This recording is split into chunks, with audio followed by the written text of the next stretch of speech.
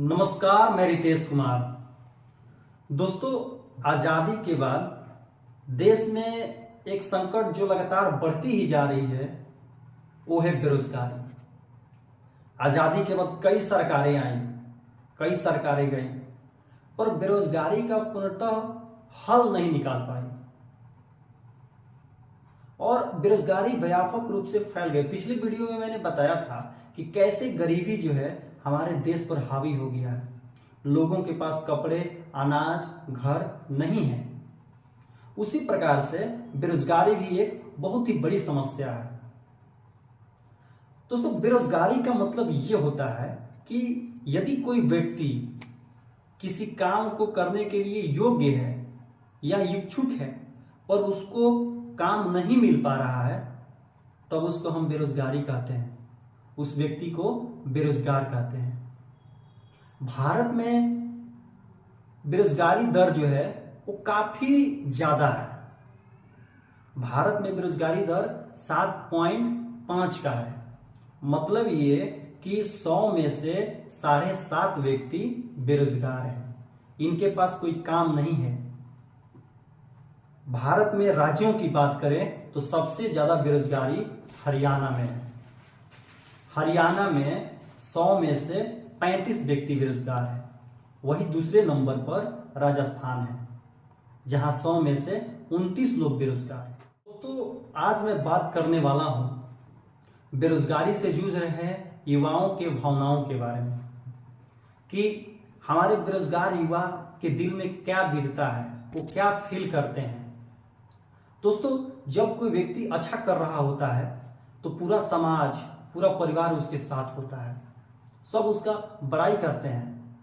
पर वही व्यक्ति जब आगे चल करके किसी परिस्थिति में फंस जाता है, उसका हल नहीं निकाल पाता है या असफल हो जाता है, तो जो लोग बड़ाई कर रहे थे, जो लोग उसकी प्रशंसा कर रहे थे, वही उसको अपशब्द बोलने लगते हैं, गलत बोलने लगते हैं। कई लोग उसके विरोध में खड़े हो जाते हैं। तो इसी के ऊपर मैंने एक छोटी सी कविता लिखी है जो आप सबके बीच रखने जा रहा हूं, जिसका शीर्षक है लड़का बेरोजगार है।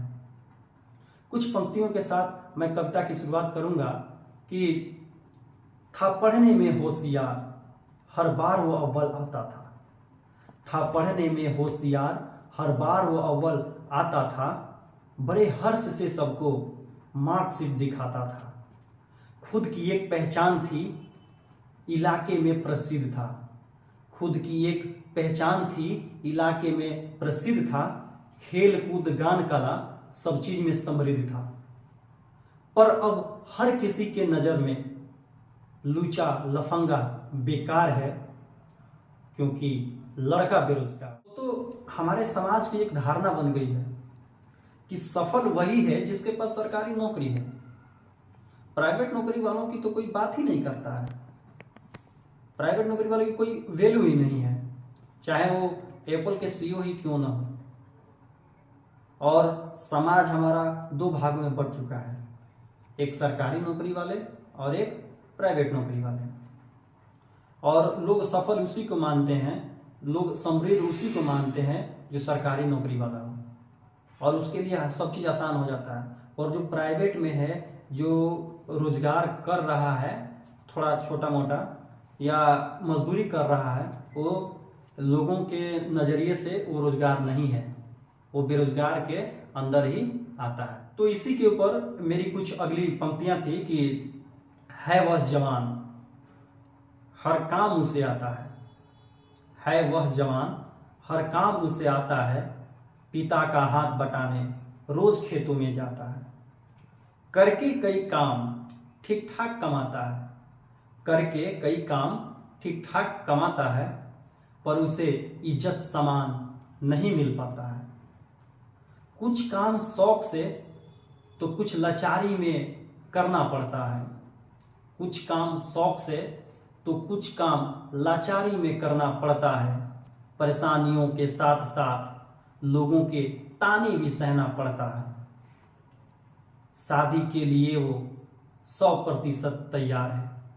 शादी के लिए वो 100% तैयार है, पर नहीं आ रहे अगुआ, क्योंकि लड़का बेरोजगार है। चलिए मान लिए कि लड़का बेरोजगार है, पर क्या कारण है उसके बेरोजगारी का? तो मेरे अनुसार ये लगता है कि सरकार और सरकार की गलत नीतियां इसके मुख्य कारण है। सरकार में आने से पहले इलेक्शन में कई प्रकार के वादे किए जाते हैं, पर वो वादे सत्ता में आने के बाद पूरे नहीं किए जाते हैं। हाँ, कभी कभार वैकेंसी आ जाती है, पर वो भी समय पर पूरा नहीं होता है, पेपर लीक हो जाता है और इसी के चक्कर में बच्चा लोग रह जाता है। तो इसी के ऊपर मेरी अंतिम पंक्तियां थी कि वादा लाखों का, सीट आता है हजारों में। वादा लाखों का, सीट आता है हजारों में, परीक्षा से पहले पेपर बिकता है बाजारों में। अधिकारियों दलालों का गजब का एक मेल है। अधिकारियों दलालों का गजब का एक मेल है। सरकारी नौकरी में भैया सब पैसों का खेल है। सरकार के इस चाल से बेचारा वो लाचार है। सरकार के इस चाल से बेचारा वो लाचार है और इसीलिए भैया लड़का बेरोजगार है। तो ये एक मेरा छोटा सा प्रयास था बेरोजगार युवाओं के फीलिंग्स के बारे में आपको बताने का। और मेरा यही मानना है कि जो भी व्यक्ति यदि किसी जगह पर फंस गया है, कोई किसी समस्या में है, तो आप उसकी सहायता करें, आप उसकी मदद करें, आप उसको उसके मंजिल तक पहुंचाने में थोड़ा सा मदद अपने हिसाब से जितना भी हो सके उतना जरूर करें। यदि वो कल को सफल हो गया तो आपको बहुत याद करेगा, वो आपको धन्यवाद करेगा, उसका कुछ पुश्ते जो है वो कामयाब हो जाएंगे। तो वीडियो बनाने का मेन मकसद यही था कि जो भी बच्चे हैं जो लाचार हैं उसको आप सब भी मदद करें, ताने न मारें। बाकी वीडियो मेरा कैसा लगा, ये प्रयास कैसा लगा, आप सब कमेंट करके जरूर बताएं। बाकी वीडियो देखने के लिए आप सभी का धन्यवाद, आभार।